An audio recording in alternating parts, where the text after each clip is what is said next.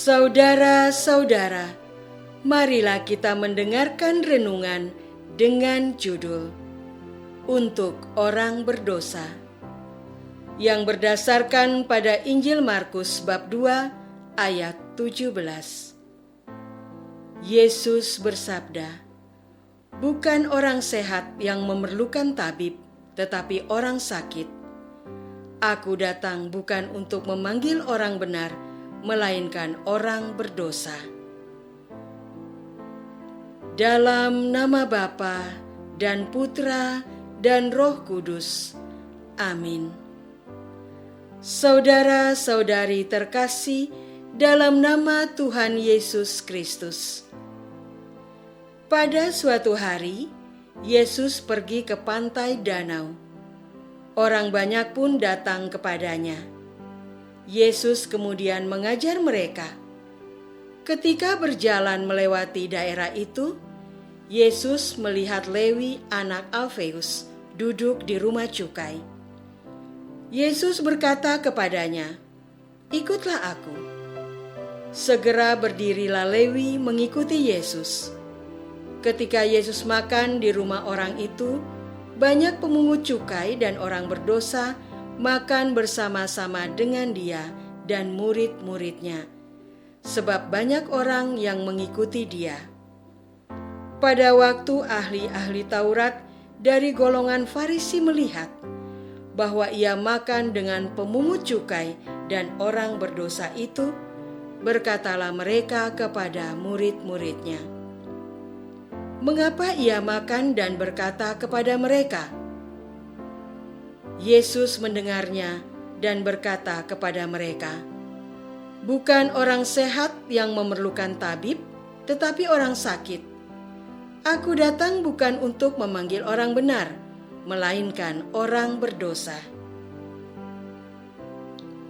Saudara-saudara terkasih, setiap manusia yang hidup dalam suatu masyarakat memiliki perannya masing-masing.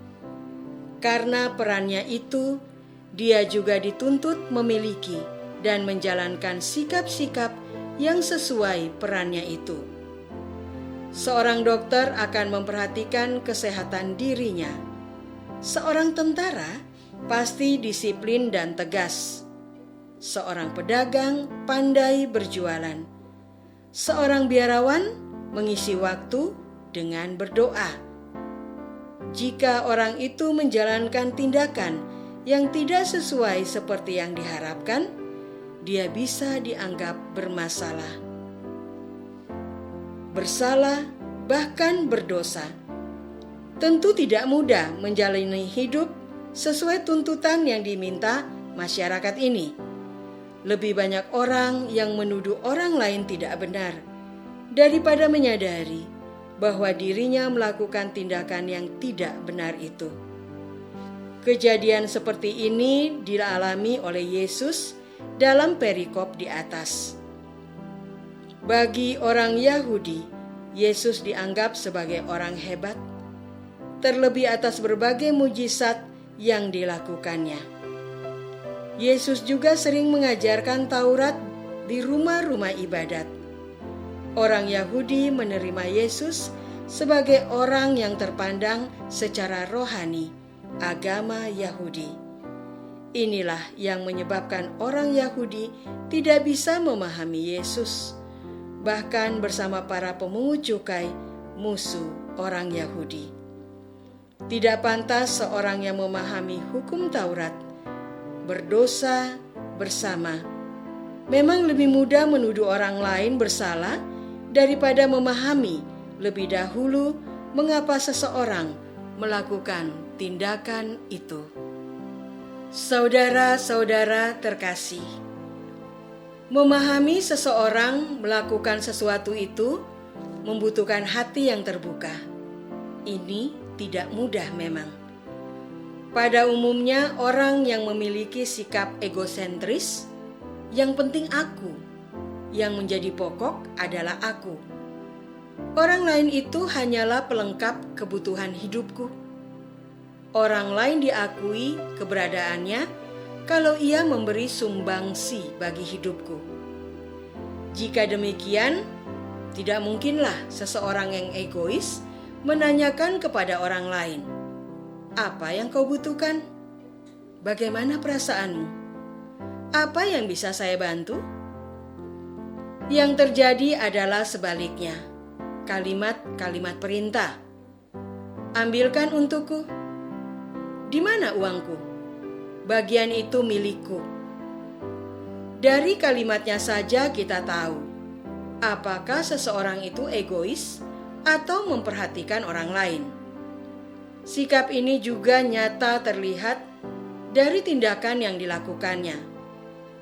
Orang egois akan mengeruk dan mengumpulkan uang sebanyak mungkin.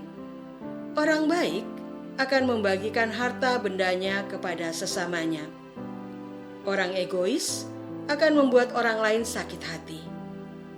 Orang baik akan menghibur orang yang sedang bersedih.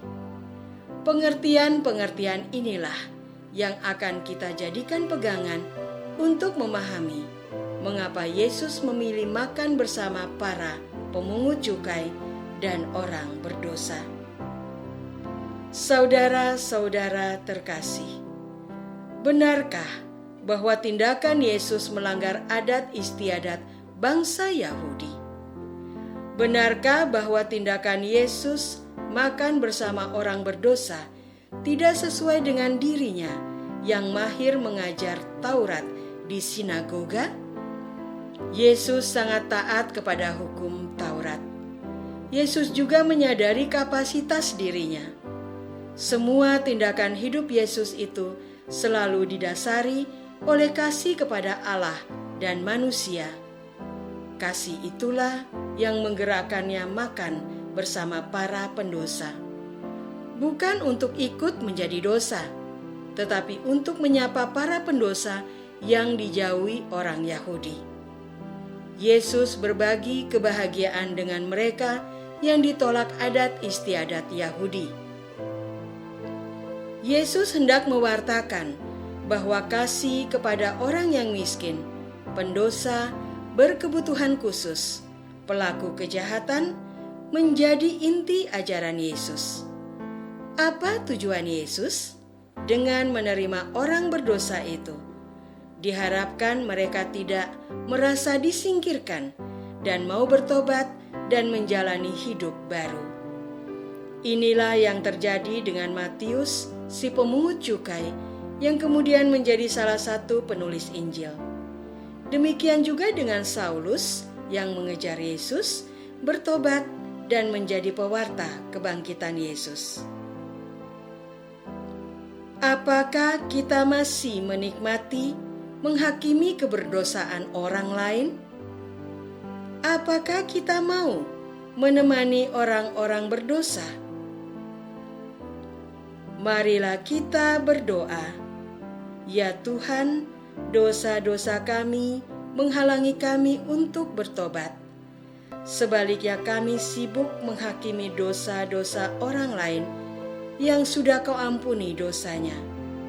Bukalah mata iman kami untuk menyadari keberdosaan kami dan membuka pintu iman kami untuk memohon pengampunan dari-Mu. Engkaulah Tuhan kami, kini dan sepanjang masa. Amin. Semoga kita semua selalu dinaungi dan dibimbing oleh berkat Allah yang Maha Kuasa, Bapa dan Putra dan Roh Kudus. Amin.